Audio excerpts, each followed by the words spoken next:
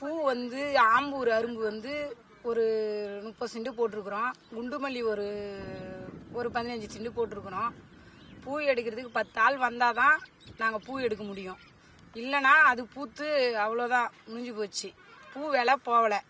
பூ விலை போகாதனால பூ விட்டுறோம். அதுதான். பூ வளர்ச்சி எப்படி இருக்கு உங்களுக்கு? சாகுபடி எப்படி? பூ வளர்ச்சிலாம் அதெல்லாம் அதிகமா தான் இருக்கு. பூலாம் அதிகமா தான் இருக்குது. ஆளு தான் வரமாட்டேங்கிறாங்க வேலை செய்யறதுக்கு. பூ விலையும் ரேட் கம்மியா இருக்கு. 100 ரூபா தான் போடுறாங்க, அவ்வளவுதான். நீங்க எவ்வளவு ஏற்றுமதி பண்றீங்க? நாங்க வந்து 80 ரூபா கொடுக்குறோம் அவங்களுக்கு. ஆனா பூ விலை வந்து 100 ரூபா போடுறாங்க. அது மதியத்துக்கு மேல பார்த்தா 60 ரூபா அந்த மாதிரி தான் ரேட்டே போடுறாங்க பூ விலை. ஆள் கூலி எவ்வளவு சொல்றாங்க? இப்ப வந்து ஆள் கிடைக்கிறாங்க. ஆள் கூலி திட்டமா தான் வராங்க. ஆனா 80 ரூபா தான் ஆள் கூலி. எப்பயுமே அவங்க எப்ப எடுத்தாலுமே 80 ரூபா தான். அவங்களுக்கு எடுக்கிற கூலி நாங்க கரெக்டா கொடுத்து விட்டுருவோம். கரெக்டா விட்டுருவோம். ஆனா எங்களுக்கு வந்து காலா போனா ஒரு ரேட்டு, அதுக்கு மேல ஒரு ரேட்டு, அதுக்கப்புறம் சுத்தமா 60 ரூபா 50 ரூபா அந்த மாதிரி தான் ரேட்டு. அதுதான். எத்தனை நாளைக்கு ஒரு தடவை பூ எடுப்பீங்க நீங்க? தினமும் பூ எடுத்தாகணும். எது எப்படி பண்ணாலும் பூ தினமும் எடுக்கணும். தினமும் எடுக்கலன்னா பூத்து போயிடும். அவ்வளவுதான். எங்களுக்கு லாஸ் தான் பூ எடுக்கிறதுக்கு. இப்ப எடுத்து எந்தெந்த ஊருக்குலாம் நீங்க பூ அனுப்பிடுறீங்க? நாங்க ராதாபுரத்துல போடுவோம். அதுக்கப்புறம் அவங்க திண்டிவனத்துல போடுவாங்க. போட்டு வந்ததுக்கு அப்புறம் தான் எங்களுக்கு விலையை சொல்லுவாங்க. அவ்வளவுதான். எத்தனை மாசம் இந்த பூ வியாபாரம் உங்களுக்கு தொடர்ந்து பண்ணுவீங்க? இல்லாத நேரத்துல என்ன பண்ணுவீங்க? கார்த்திகை மாசம் வரைக்கும் நாங்க பூ எடுப்போம். அதுக்கப்புறம் வேற விவசாய வேலை வேற எது இருந்தாலும் பாத்துக்குவோம். அரசுக்கு ஏதாவது கோரிக்கை வைக்கிறீங்களா? இந்த பூ எடுக்கிறதுக்கு ஏதாவது பண்ணணும்ட்டு? இப்ப கவர்மெண்ட்ல பாத்தீங்கன்னா நிறைய நலத்திட்ட உதவிகள் பண்றாங்க. மானியம் ஏதாவது உங்களுக்கு வந்து சேருதா? மானியெல்லாம் எதுவும் வரல. மானியெல்லாம் எதுவும் இது கொடுக்குற மாதிரி தெரியல. பூத்தோட்டத்தை பொறுத்த அளவு மானியெல்லாம் எதுவும் வரல. வந்தா நல்லா இருக்கும். தோட்டக்கலைத்துறை சார்பா வந்து பல்வேறு உதவி நலத்திட்ட உதவிகளும் செய்யறாங்க. அதெல்லாம் எதுவும் எங்களுக்கு வந்த மாதிரி தெரியல.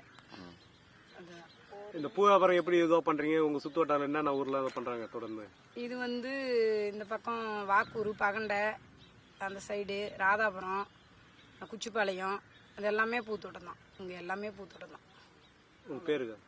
என் பேர் ராதா.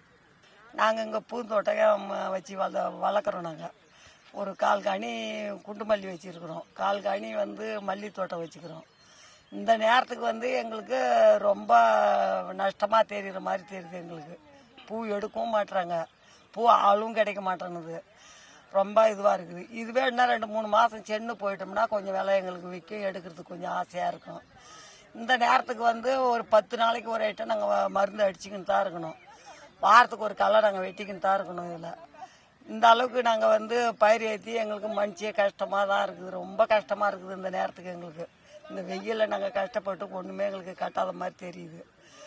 அது மாதிரி இன்னும் ஒரு 15 நாள் 20 நாள் இந்த மாதம் போயிட்டு இன்னும் ஒரு மாதம் சொன்னால் எங்களுக்கு கொஞ்சம் மாதிரியா இருக்கும். ஆடி மாதம் போயிட்டோம்னா விசேஷம் நிறையா இருக்கும். கொஞ்சம் நிறையா நாங்கள் வந்து பூவெலாம் நல்லா எடுப்போம். அப்புறமே எங்களுக்கு விபரமா எங்களுக்கு கொஞ்சம் சலுக்கா இருக்கும். இந்த நேரம் ரொம்ப இதுவா இருக்குதுன்னு வச்சுக்கோங்க. வருஷத்துக்கு எவ்வளவு செலவு பண்றீங்க? மருந்தெல்லாம் வாரத்துக்கு ஒரு மருந்து அடிச்சு காவந்து பண்ணோம்னா செடி களை வெட்டுவோம், தீனி வைப்போம். நல்லா செடிக்கு தீனி எல்லாம் வச்சோம்னா அதுக்கெல்லாம் உரத்தை போட்டோம்னா நல்லா எடுக்க முடியாத அளவுக்கு பூ வரும் தான். இப்ப வெறுப்பா இருக்குது எங்களுக்கு இந்த டைம் மட்டும். மீதி நேரத்துக்கெல்லாம் நல்லா களை வெட்டி நல்லா கவனிப்பெல்லாம் பார்ப்போம். அந்த நேரத்துக்கு எங்களுக்கு 10 ரூபாய் எங்களுக்கும் வரும். பசங்களுக்கு டீஸ் எல்லாம் நாங்கள் கட்டுறதுக்கு போகிறதுக்கு எங்களுக்கு கொஞ்சம் அனுபவமாக இருக்கும். இப்போ குறைஞ்சது எங்களுக்கு 2-3 மாதத்துக்கு நஷ்டப்பயிர் தான் ஏறிக்கின்னு இருக்குது. ரொம்ப கையை கடிக்குது எங்களுக்கு. ஒன்றும் சரி. பூ எடுக்கிறது கிலோ எவ்வளவு வாங்குறாங்க? பூ எடுக்க 80 ரூபாய்னு கணக்கு தீக்குறோம். நாங்கள் சாப்பாடு கொடுப்போம். கும்பலாக எடுக்கிறது ஒரு நாளைக்கு எடுக்கோ இல்லை கொல்லை தோட்டமெல்லாம் விட்டுறோம். இன்னைக்கு 10 நாளாக ஒரு கொல்லை எடுக்கிறதே இல்லை. நாங்கள் அது மாதிரி எடுத்துக்கணும் இருக்கணும். இப்போ கிலோ எவ்வளோ எடுக்கிறாங்க? கிலோ வந்து எங்ககிட்ட வந்து காலை விலை 100, 2வது விலை வந்து 80ன்னுவாங்க, 3வது 60ன்றாங்க, 40ன்றாங்க. அதெல்லாம் நாங்கள் இப்போ எடுக்காத விட்டுடுவோம். விலையை தெரிஞ்சுக்கிட்டு கொல்லிலே விட்டுட்டு வந்துடுவோம். எடுக்காத இப்போதான் நீங்கள் இப்போ போகணுன்னா அந்த கொல்லை பிடிச்சிக்கணும்.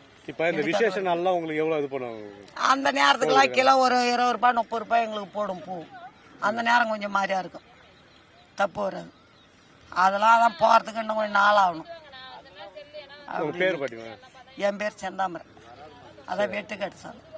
இங்கே எங்கள் ஆனால் சுற்று வட்டாரம் எல்லாருமே அந்த செடி வச்சுக்கிறதுனால ஒருத்தருக்கு ஒருத்தர் கூட்டாலும் ஜனங்களும் வரல. அந்த தோட்டத்துக்காரர் அவங்கவுங்கள கொல்லியில் ரொம்ப கஷ்டப்படுறோம். வெளியில் ஆளும் கிடைக்க மாட்டுது. அவங்க தோட்டத்தில் இருந்து இங்கே கூப்பிட முடியாது. அதனால இருக்கிறவங்க 4 பேர் 5 பேர் பழக்கமானவங்களை வச்சுக்கின்னு இப்படியே ஓட்டுறோம். காலையிலேருந்து பொழுதுக்கும் இந்த வெயிலில் நாங்கள் காஞ்சாத்தான் 6 மணிக்கு வருவோங்க. பொழுதுக்க விட்டுட்டு போகிறோம். இப்போ 2 மணி 3 மணிக்கெலாம் நாங்கள் போவோம். எடுக்க முடியாத அளவுக்கு. உங்கள் பேர் பாட்டிமா?